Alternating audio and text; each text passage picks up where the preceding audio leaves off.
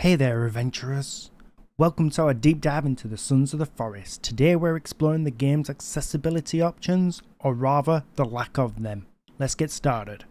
When it comes to accessibility, let's explore the game's screen reader, text size and font options. Screen reader absence. Unfortunately, there is no built-in screen reader. Navigating the menu can be somewhat challenging for players who rely on screen readers. Text display issues. Hovering over certain titles triggers a distracting 3D effect, rendering the text unreadable. This can hinder smooth navigation. Lack of customization. Unfortunately, there is no options to customize text size, font or colour. This limitation may pose challenges for players seeking personalized settings. Remember, clear and accessible text enhance overall gameplay experience. Moving on, as we delve into the topic of contrast and colourblind options, we encounter some limitations. Basic contrast settings. Within the game, you have the ability to adjust basic contrast settings such as gamma and brightness. Colourblind friendly options. While unfortunately the game lacks dedicated features specifically designed for colourblind players, however it does offer a range of filters that may provide some assistance. Furthermore, if the existing filters do not help, you could consider exploring NVIDIA freestyle filters for further customization.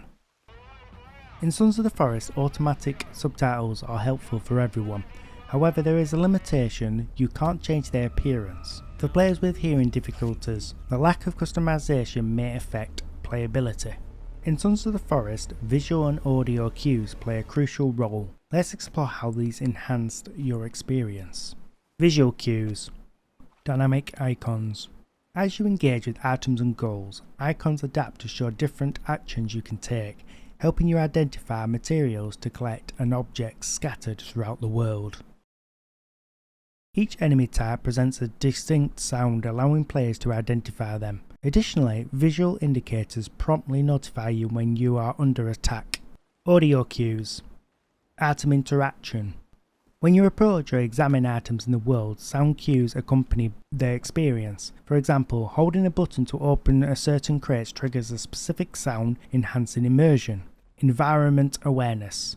Pay attention to footsteps, growls and other audio cues. They inform you about your surroundings and potential dangers. Navigation and wayfinding aids. As you venture into the game, navigation becomes crucial. Here's what you need to know. GPS and minimap. At the beginning, you're equipped with a GPS and a forest minimap. These tools prove invaluable for finding your way around. Waypoint limitations. Unfortunately, there is no direct options to set waypoints with precise pathing. This limitation can be a tad frustrating. Customizing sound settings. In the Sons of the Forest, you have the ability to fine-tune your sound experience. Here's what you need to know. Environment-specific options. You can tailor sound settings to match your environment. Choose from the option like default, small speakers and night mode. Mono audio limitations. Unfortunately, the game lacks dedicated mono audio support. For players with hearing loss, this can be a drawback as mono audio combines all sounds into a single channel. Personalization. Custom various aspects of audio.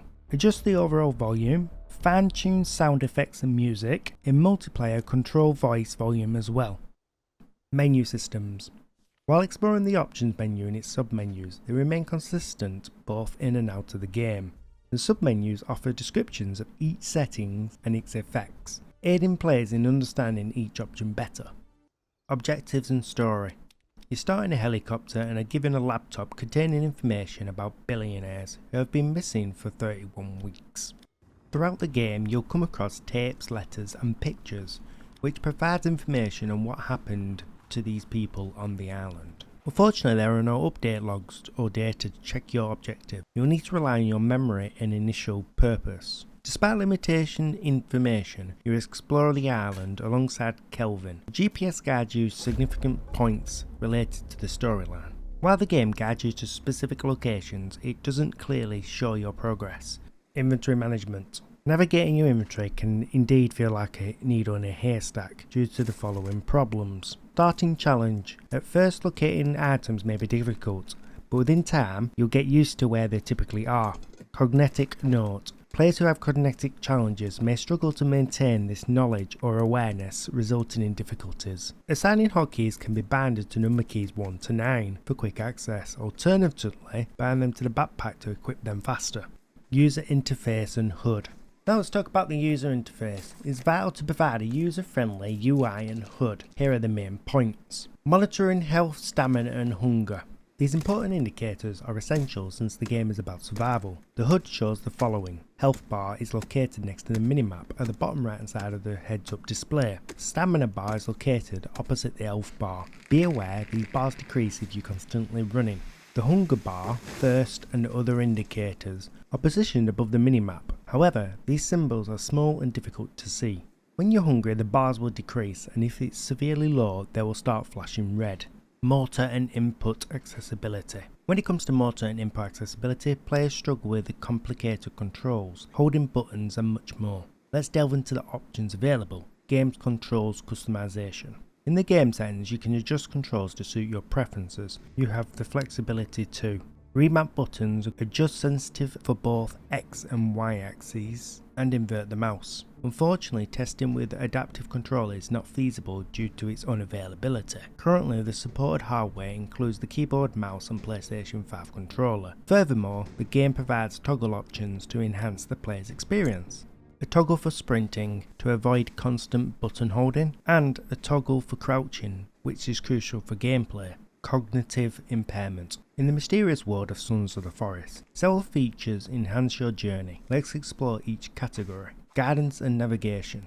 For players who prefer clear guidance, Sons of the Forest offers direct instructions through the GPS, navigating the world whether you're an experienced explorer or new to the forest, with these cues helping you understand gameplay mechanics. Interfaces. The game streamlines menus and in-game interfaces, making navigation easier. However, be prepared, the backpack becomes clutter over time and you accumulate more items, which can hinder quick access. Customizable challenge. Sons of the Forest lets you adjust different levels suited to your preference, whether you seek a relaxed exploration or a thrilling adventure. Choose from presets mode like peaceful or intense survival, or customize your own settings. Flexible gameplay. Single player mode, you can pause the game at any point and step away. Alternatively, you can save your progress and return later. However, if you're hosting a server or joining friends, pausing isn't an option. In conclusion, the Sons of the Forest has some accessibility strengths and weaknesses. It lacks features like screen readers and text customization, which can be tough for some players. However, it shines with visual and audio cues, helping players navigate and immerse themselves in the game. While it could improve in areas like the inventory management, its emphasis on exploration makes it enjoyable for all players. Fixing its accessibility issues will make it even better for everyone. Thanks for joining us in exploring the accessibility features of the Sons of the Forest. We've discussed its strengths and area for improvement, aiming for inclusivity in gaming. If you found this helpful, consider subscribing and leaving a like. Your support fuels more content like this. Leave a comment with your thoughts or suggestions for future videos. Until next time, happy gaming.